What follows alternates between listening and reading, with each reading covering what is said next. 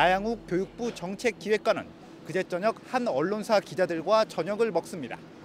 그런데 교육 정책에 관해 대화를 나누던 중 자신은 신분제를 공고히 해야 한다는 생각을 갖고 있다고 말합니다. 참석자들이 발언의 뜻을 묻자 민중은 개, 돼지이며 먹고 살게만 해주면 된다는 답이 돌아옵니다. 미국에선 흑인이나 히스패닉이 고위직에 진출할 생각도 하지 않는다면서 대신 사회 상층부 사람들이 그들까지 먹고 살 수 있게 해주면 되는 것 아니냐는 소신을 강조합니다.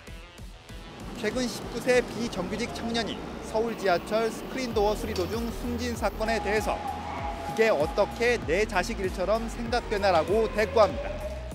나 정책기획관은 우리나라 교육정책을 위반하는 최고위직으로 이명박 정부에서 청와대 행정관 등을 거쳐 지난 3월 승진했습니다.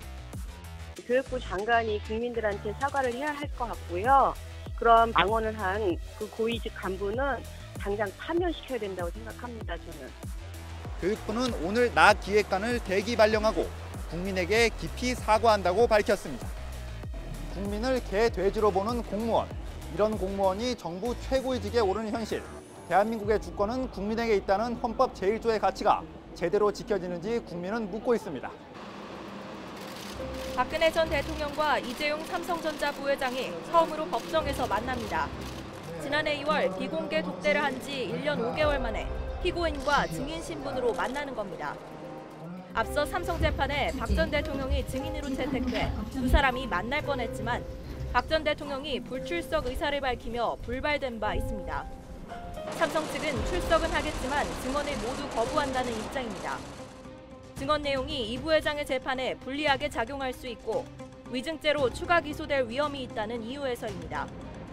따라서 내일 재판은 별다른 성과 없이 오전 중에 끝날 가능성이 점쳐지고 있습니다. 하지만 특검은 계속되는 삼성 측의 조직적 증언 거부에 대해 강력히 대응하겠다는 의지를 내비쳤습니다. 특검은 재판에서 이 부회장에게 증언 거부 이유를 캐묻고 이것이 정당한지 재판부의 판단을 구하겠다는 계획입니다.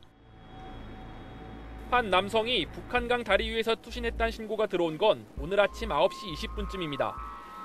경찰은 이 남성을 양희원 씨 사진 유출 사건으로 조사를 받던 스튜디오 실장 40대 정모 씨로 추정하고 있습니다. 정 씨는 다리 위 갓길 위에 자신의 차를 세워둔 뒤 다리 중간 지점쯤에서 스스로 목숨을 끊은 것으로 보입니다.